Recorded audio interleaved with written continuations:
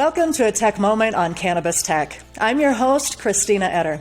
In this podcast, we take just a few minutes to talk about some of the exciting science and technology that's changing and impacting the cannabis and hemp industries. Now, without question, 2020 was a year to be reckoned.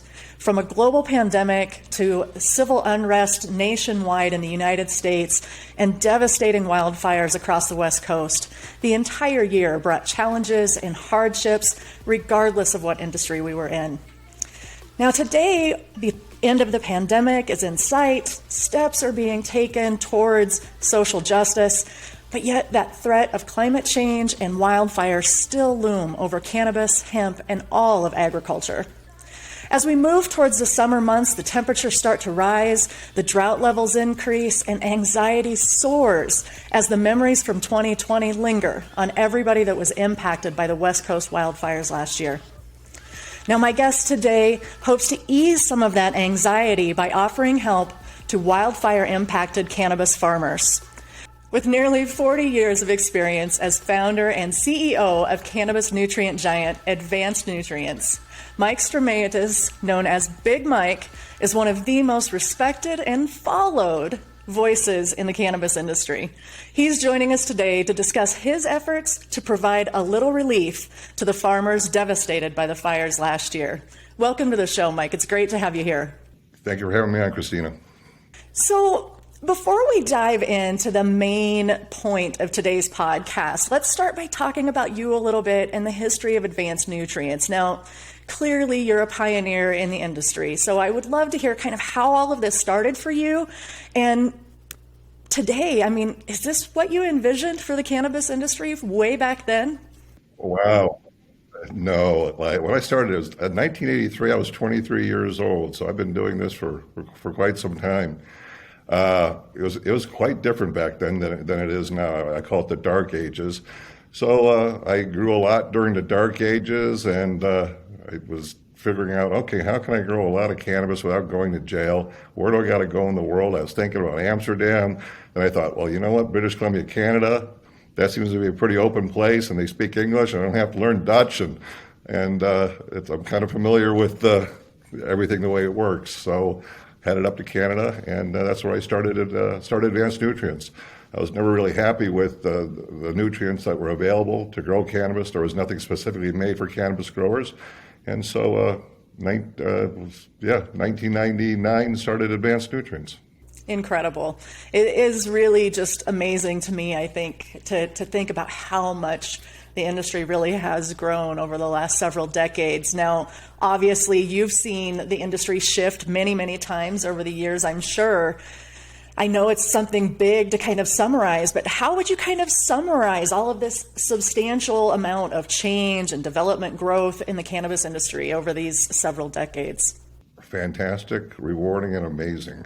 It is quite different. When we started, we didn't have LED lights, and when I take CO2, I'd measure it in a glass tube. I'd take a syringe, and I would pull the air sample and push it through the syringe, and a little blue purplish mark would tell you how many parts per million you had. There wasn't a lot of magazines, and there was no internet actually, and it's quite a lot easier these days for someone who wants to grow cannabis to put a light in their closet or put up a tent and make a little grow room for themselves. Definitely. And, with the laws changing, more people are having this opportunity now to be able to grow with, several states now allowing personal grows at home. I think a lot of people are really kind of starting to find that joy in growing their own cannabis crop. Now, you kind of touched on a couple of things there in your answer that I want to kind of fall back on. Obviously, at Cannabis Tech, we're a tech and science publication, and you touched on a few things there. How big is technology in the role of progressing the cannabis industry over these years? Oh, huge. One of the things that I did is I went into mainstream agriculture and looked, what the heck are they doing in the Netherlands and how are they growing? And now I see those same technologies being used today, except with LED lights and CO2 generators, whether people are using gas or they're generating their own CO2 by burning either natural gas or propane. So it's Yeah, quite a big change, actually, to see. Well, actually, what it is, it's the adoption of mainstream agriculture, the way that they do it, is now coming into the cannabis space where it wasn't before. And I love to hear your perspective on that because, I came from mainstream agriculture as well. I used to work for DuPont Pioneer several years ago in mobile technology there. And now it's kind of the same thing for me. I get to see some of these monitoring technologies and sensor technologies and IoT technologies that I was working on a decade ago. And they're in full-blown production now in the cannabis industry. And for me, it's just phenomenal to see that kind of advancement and see those things that were, kind of a pie in the sky thought back then, and now it's fully in use. So that's super cool. Yeah, and of course, it gives the growers a great advantage and edge over the way that, as compared to the way that we used to do things. Certainly, absolutely. So let's get to the meat and potatoes today. I want to talk about what you're doing for the farmers on the West Coast that were devastated by the wildfires last year. Now, as I mentioned before we started recording, I live in Colorado. I'm in the mountains.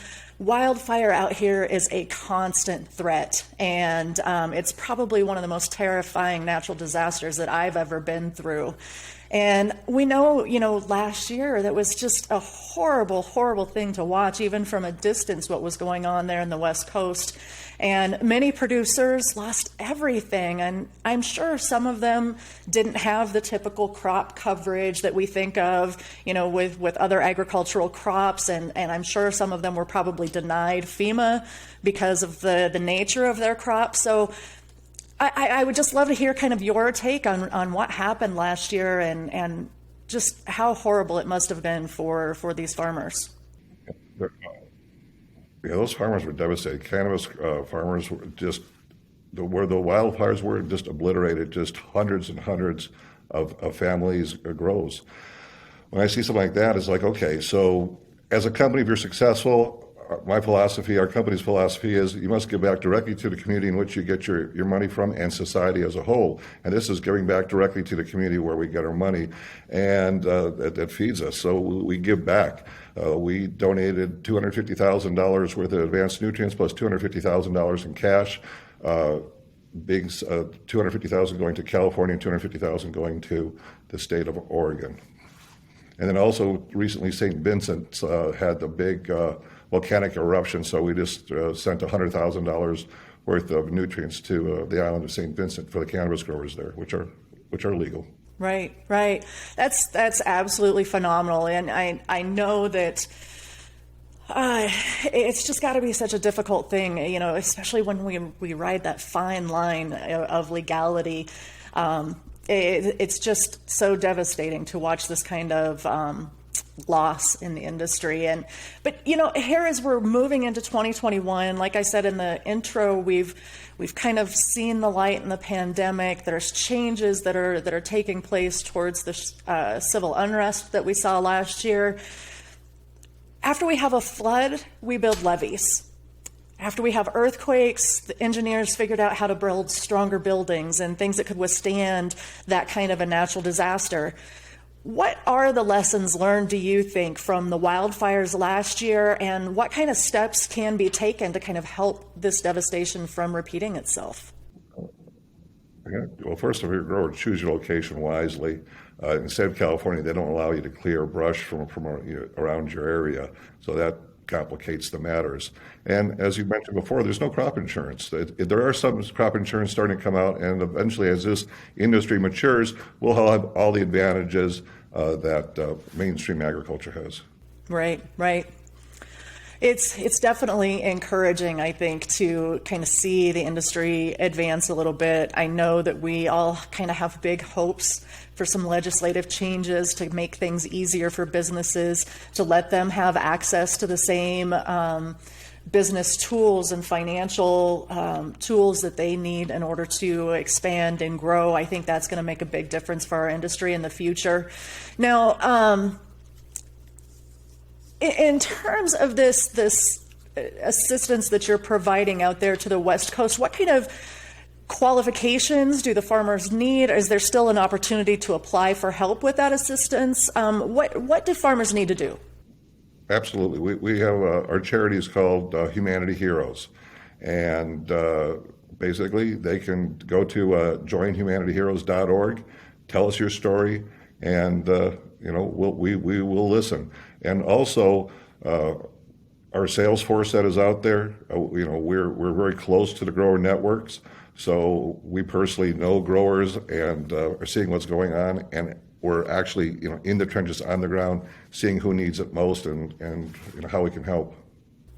Well, it sure is fantastic to hear this kind of philanthropy work happening in the cannabis industry. I think, it's this banding together that has always kind of built the cannabis industry from the first place. And there really is a community, I feel like, in the industry. So it's definitely great to see these kinds of things happening. Do you have other projects like this or other philanthropy efforts that you're working on as well?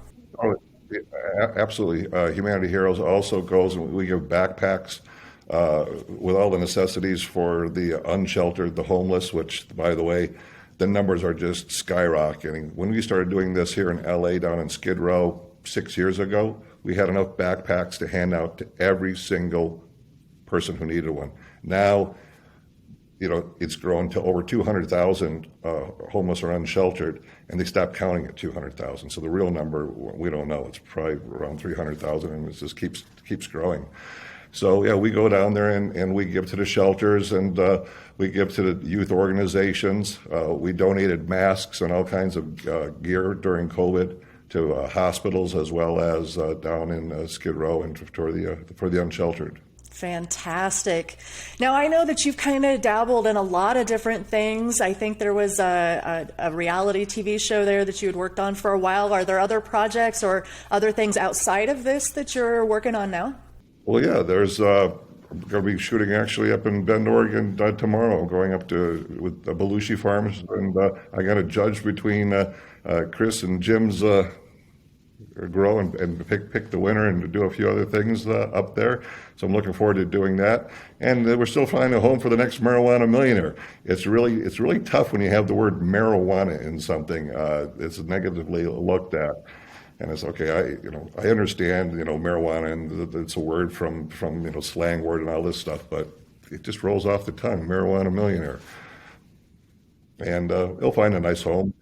It's all done. We have 9 shows in the can, and it is a wonderful show. We had it all the way to Discovery, and they gave it to half the advertisers. The half of them said yes, the other half said no. But times are changing, and hopefully we'll find a home for it real soon. Oh, I'm sure you will. It seems like every day there's new steps towards ending stigmas and ending stereotypes and getting away from some of that fear, I think, of the word marijuana. I think we're starting to move beyond that. But everybody just relax. It's a TV show, business show, actually. Right? Exactly. It's entertainment. So one last question before I let you go. I know you're incredibly busy, but looking at the amount of time that you've been in the industry, the amount of change that we've seen over the years, if you could look into your crystal ball and say, this is where we'll be in, say, 10 years or 20 years, what do you think the future of cannabis actually holds? Sure. We're at the tip of the iceberg, and I see a lot of people rushing in and spending all their money, and I would advise people just to slow down, because this industry, when you include hemp and recreational adult use and medical marijuana, the next 25 years will be globally over $1 trillion industry. It is growing so fast. I've never seen or experienced anything like this before in my entire life. It's a cool ride to be on, and I'm having a lot of fun doing it. Oh, I can only imagine that you are. I've only been here for a few years, and it's just been absolutely phenomenal for me to watch this evolution and to see everything kind of grow and expand and advance, and just to, as from the perspective of a journalist, I've been able to, kind of be involved in a little bit of everything. And so it's really been a fun few years for me watching things advance. And then I get to do things like this and interview guys like you that have been kind of the pioneers out here. And these are milestones for me in my career. So, I really appreciate your time today, Big Mike. It has been a joy to have you here, and I appreciate you taking your time out today. Thank you, Christina. It was great being here, and anytime you want me on the show again, I'm always available for you. Fantastic. We appreciate you so much.